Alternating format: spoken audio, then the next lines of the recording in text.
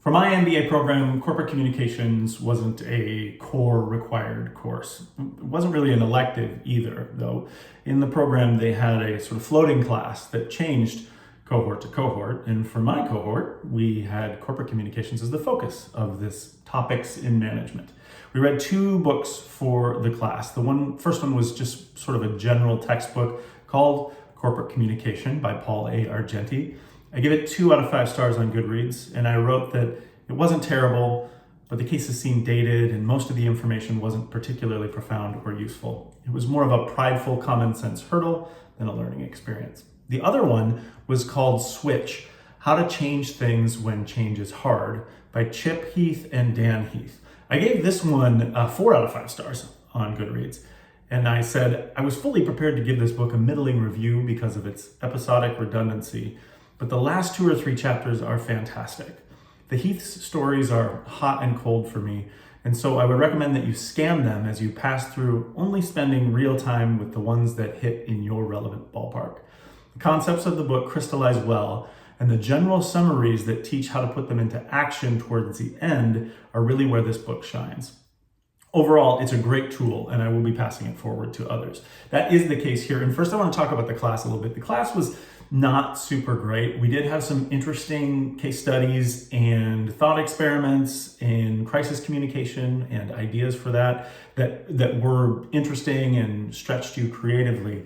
But really, the best part of this class was this book and what it said about change and how communication is important for change.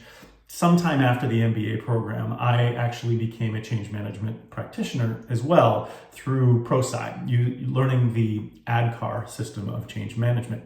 ADKAR is ADKAR. They each stand for a separate aspect of change management within an organization.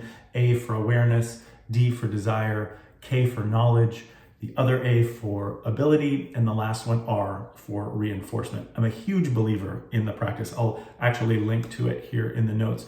But the key aspect of change management, and it kind of goes to this book too, is about communication and having a communications plan to talk about the ways people need to learn about change and all of those 5 things: awareness, desire, knowledge, ability, and reinforcement.